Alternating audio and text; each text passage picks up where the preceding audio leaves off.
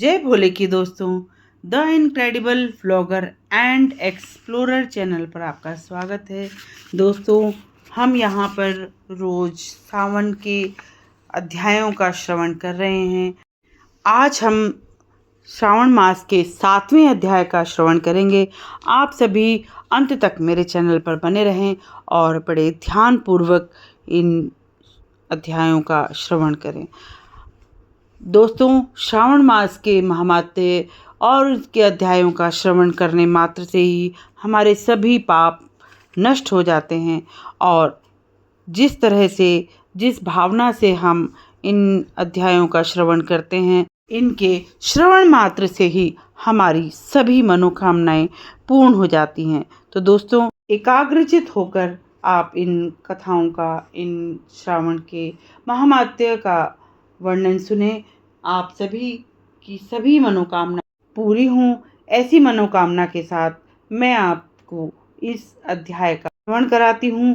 तो दोस्तों, इससे पहले यदि आपने मेरे चैनल को सब्सक्राइब नहीं किया है तो आप मेरे चैनल को सब्सक्राइब करें, लाइक करें, शेयर करें अपने दोस्तों तक। इन कथाओं का ज़रूर आप उन्हें शेयर करें ताकि उन्हें भी इसका फल मिल सके। तो शुरू करते हैं इस मंत्र के साथ। कर्पूरगौरं करुणावतारं संसारसारं भुजगेन्द्रहारं सदा वसन्तं हृदयालु वन्दे भवं भवानी च सहितं नमामि। भवं भवानी च सहितं नमामि। तो शुरू करते हैं हम अध्याय 7। अध्याय 7 में मंगलवार व्रत की कथा का वर्णन है, तो आप सभी ध्यान से सुने। शंकर भगवान ने कहा, हे ब्रह्मपुत्र, अब तुमको मंगलवार व्रत की कथा सुनाता हूँ। अब तुम एकाग्रचित और मन लगाकर उसे सुनो।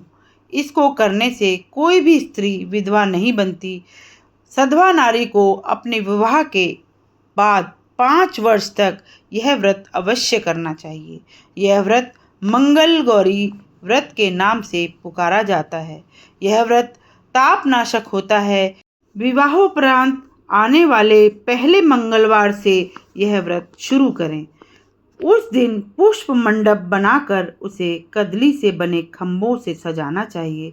उसमें अनेक प्रकार के सुंदर वस्त्र तथा फल लगवाकर मंडप में सोने से बनी देवी की आदमकद मूर्ति एक स्थान पर स्थापित करवाकर उसकी पूजा करनी चाहिए।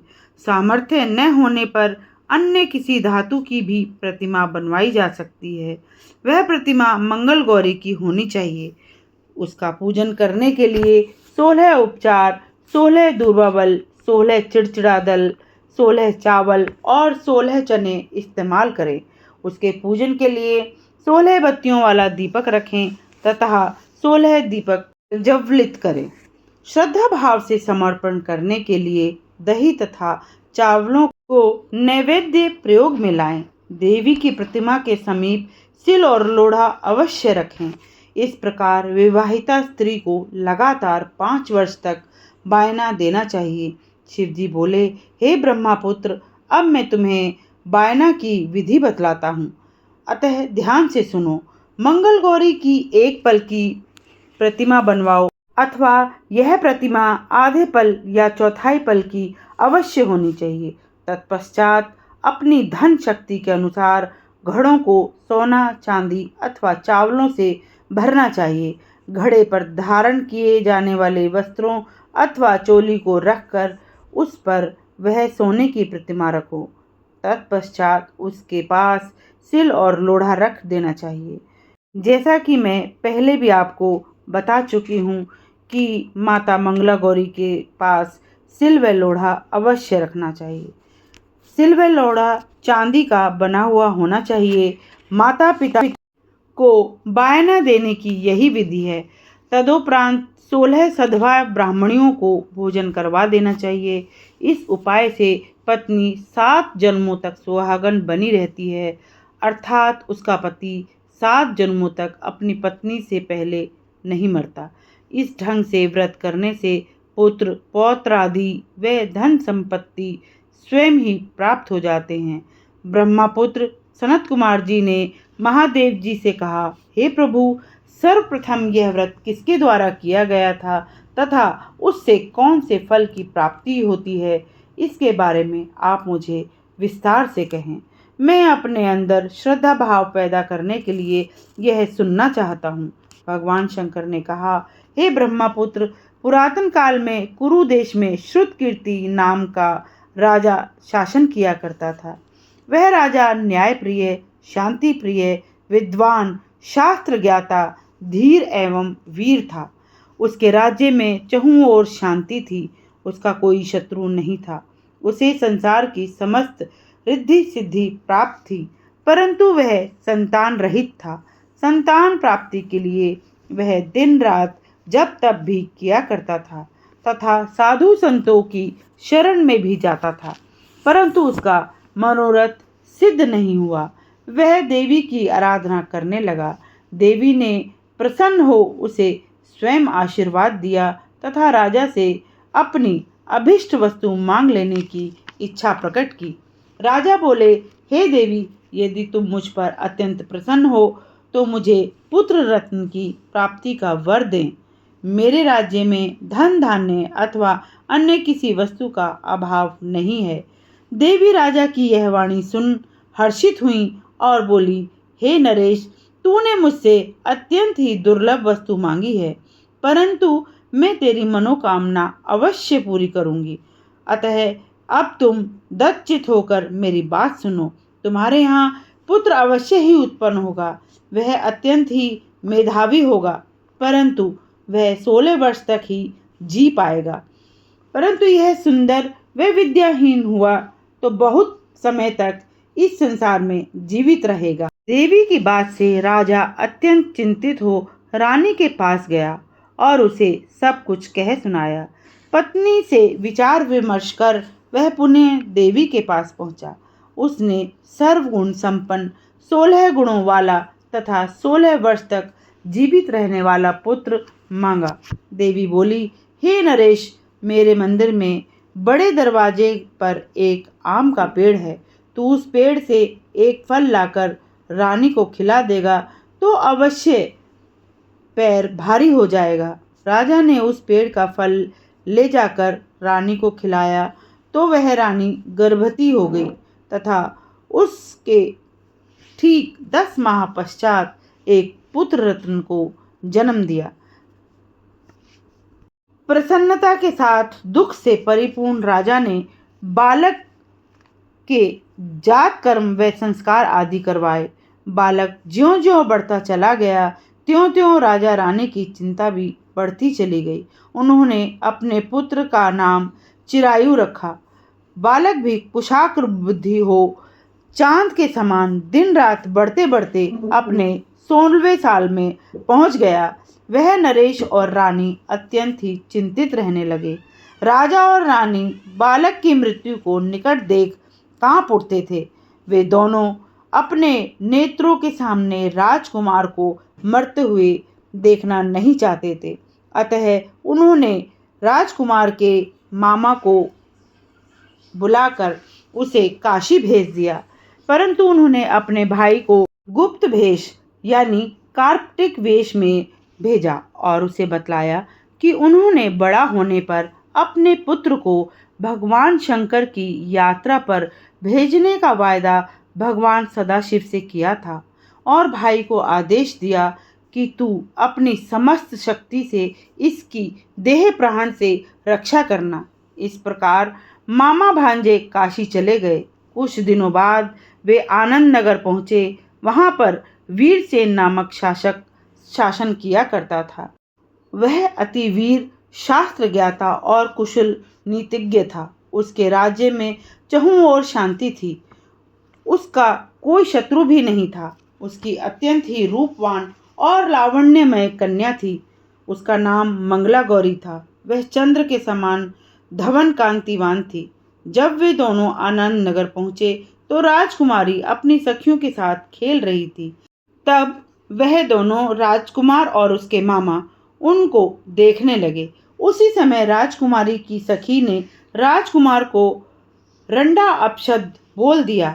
इस पर राजकुमारी ने अपनी उस सखी को डांटा और कहा, हे सखी, तुमने उन्हें कठिन अपशब्द क्यों बोल दिया?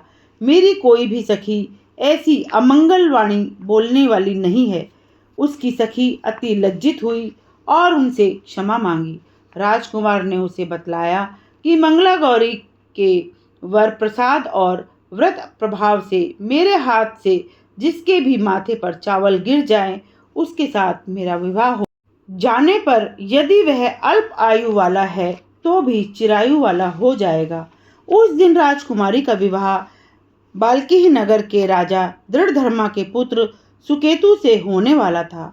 विवाह के समय वर को कुरूप तथा मूर्ख देखकर वर पक्ष के लोग अच्छे वर की तलाश में थे, सो उन्होंने उसे छिपा दिया तथा उन्होंने राजकुमार के मामा से अपने भांजे के विवाह का प्रस्ताव रखा और कहा कि आपका भांजा अकाल मृत्यु को प्राप्त नहीं होगा। इस प्रकार बाल्कीह देश की राजकुमारी से विवाह करके सुहाग रात को जब राजकुमार सो रहा था तो उसका 16वां वर्ष भी पूरा हो गया। उसी रात को उसके कमरे में काला सांप आया जो राजकुमार को मारना चाहता था। उसे देखकर पहले तो राजकुमारी भयभीत हुई, परंतु बाद में उसने नाग देवता को दूध पिलाया और उसकी 16 उपचार से पूजा की। उसने दीन वाणी में नागदेव से अपने पति को न मारने की प्रार्थना की। उसने कहा, हे नागदेव, यदि तुमने मेरे पति को जीवित रहने दिया तो मैं उत्तम व्रत करूंगी। इस पर नागदेव राजकुमार को छोड़कर अपने कुमंडल के अंदर चले गए। यह देखकर राजकुमारी मंगला गौरी ने अपनी कुंच की चोली से कुमंडल का मुख बंद कर दिया। तभी राजकुमार भी आंखों को मलता हुआ और अंगड़ाई लेता हुआ उठ गया। उठकर उसने राजकुमारी से भूखवश कुछ खाने की इच्छा प्रकट की। तब राजकुमारी ने राजकुमार को देवी के समीप से लड्डू उठाकर खाने को दिया। खाते समय उसकी हाथ से अंगूठी गिर गई। वह प्रसन्नता पूर्वक पान आदि खाकर पुनः सो गया। उसके सोने के बाद मंगला गौरी उस कुमंडल को बाहर अन्यत्र फेंकने चली गई, परंतु प्रभु की लीला के कारण वह हार की कांति देख अत्यंत विस्मित हुई। उसने उस हार को गले में धारण कर लिया। तब फिर चिरायु का मामा रात्रि बीतने पर चिरायु को ले गया। कुछ समय पश्चात वर पक्ष के लोग सुकेतु को ले आए। उसे देखकर मंगला गौरी ने कहा, यह तो मेरा पति नहीं है, यह तो रात को मेरे पास नहीं था। इस पर वर पक्ष के लोग चकित हो गए और मंगला गौरी से कहने लगे, यदि यह तुम्हारा पति नहीं है तो तुम इसका कुछ ठोस आधार बताओ। वह बोली, मेरे स्वामी ने मुझे अंगूठी और हार दिया है जो मैंने पहन रखे हैं। रात्रि में पति सहवास आम्रसेचन के समय मेरे पति का केशर से युक्त पांव मेरी जांघ में चित्रित है। अब सुकेतु बतलाए कि क्या यह सब इसने किया है? रात्रि के समय मेरा पति से मधु संभाषण हुआ या और जो भी कुछ हुआ वह सब क्या सुकेतु बता सकता है? हमने क्या भोजन किया, क्या यह सुकेतु बतला सकता है? इन सब प्रश्नों का सुकेतु उत्तर न दे सका। अंत में वर पक्ष के लोग शर्मिंदा होकर सुकेतु को साथ लेकर अपने राज्य लौट गए और मंगला गौरी अपने पिता के घर आ गई, क्योंकि उन्होंने कन्या को सुकेतु के साथ भेजने से इनकार कर दिया था। कुछ काल पश्चात मंगला गौरी के पिता महाराजा वीरसेन ने महान यज्ञ करवाया। उसने देश विदेश के नरेशों और राजकुमारों को निमंत्रित किया। उस दिन मंगला गौरी स्त्री कक्ष में पर्दे की ओट में बैठकर अपने पति की तलाश में यज्ञ में आने वाले राजकुमारों को देखने लगी। उसी समय चिरायु भी अपने ससुराल वालों का हाल चाल जानने और यज्ञ में भाग लेने अपने मामा के साथ वहां पहुंचा, जहां राजकुमारी बैठी थी। जैसे ही राजकुमार चिरायु पर्दे के सामने से गुजरा तो मंगला गौरी ने उसे देखकर अपने पिता से कहा, यही तो मेरे पति हैं। राजा ने उन दोनों को राजमहल में बुलवाया। मंगला गौरी द्वारा बताई गई निशानियों से वही उसका पति सिद्ध हुआ। राजा ने उसे वस्त्राभूषण, धन संपदा, अश्व, गज, सेना देकर उसकी पत्नी को उसके साथ विदा कर दिया। राजकुमार अपनी पत्नी, मामा और धन संपदा आदि सहित अपने पिता की नगरी लौट आया। जब उसके माता पिता को राजकुमार के जीवित रहने और कुशल पूर्वक लौट आने का समाचार मिला तो वे विस्मित हुए और खुश भी हुए। अभी वे ऐसा विचार कर ही रहे थे कि चिरायु ने आकर माता पिता के चरण स्पर्श किए। उन्होंने उसे गले से लगा लिया और आशीर्वाद दिया। चिरायु की माँ ने तो अपनी पुत्र वधू को गोद में बिठाकर सारा वृतांत सुनाकर और उसे आशीर्वाद दिया। चिरायु की पत्नी ने उसके माता पिता को सारा वृत्तांत सविस्तार कह सुनाया। महादेव जी बोले, हे पुत्र सनत कुमार, मंगला गौरी ने मंगल व्रत के पुण्य से अपने पति को काल का ग्रास नहीं बनने दिया तथा उसके जीवन की रक्षा की, दोनों कुलों का सम्मान बढ़ाया। अतः हे पुत्र सनत कुमार, मैंने तुम्हें सब कुछ कह सुनाया है और भी जो भक्त इस कथा को सुनेगा, इसका कीर्तन करेगा या व्रत का पालन करेगा, वह भी पुण्य का भागी होगा और उसकी सभी मनोकामनाएं पूरी होंगी। और यह समय रहित तथ्य है। सूत जी महाराज बोले, हे महर्षियों, महादेव जी ने यह कथा ब्रह्मपुत्र सनत कुमार को सुनाई तो वह भी प्रसन्नता से अति हर्षित हुए और उन्हें असीम आनंद की प्राप्ति हुई। तो दोस्तों, यहाँ पर 7वें अध्याय का समापन हुआ। श्रावण मास के 7वें अध्याय की यहाँ पर समाप्ति होती है। मैं ये मंत्र दोहराती हूँ। कर्पूर गौरम करुणावतारम संसार सारम भुजगेन्द्रहारम सदा वसंतम हृदयालु वंदे भवम भवानी च सहितं नमामि भवम भवानी च सहितं नमामि। दोस्तों, इस मंत्र का जाप आप अवश्य करें। दिन में 1 बार अवश्य करें, हो सके तो 5 बार करें, 11 बार करें, 21 बार करें। जितनी आपकी श्रद्धा है आप उतना करें। अगर आपसे इस मंत्र का जाप ना हो तो आप ओम नमः शिवाय का जाप करें। आप मेरे साथ 3 बार ओम नमः शिवाय अभी बोले।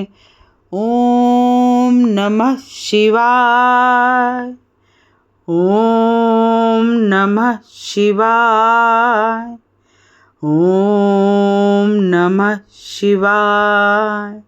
दोस्तों, एक बार लंबी और गहरी सांस लेते हुए ओम का उच्चारण करेंगे, क्योंकि ओम महादेव का सबसे प्रिय मंत्र है और ओम में सभी मंत्रों का सार है।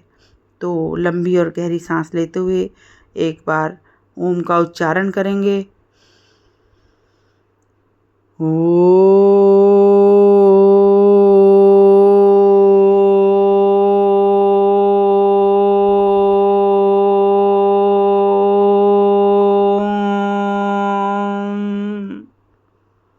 दोस्तों, भगवान शिव आपकी सभी मनोकामनाओं को पूर्ण करें।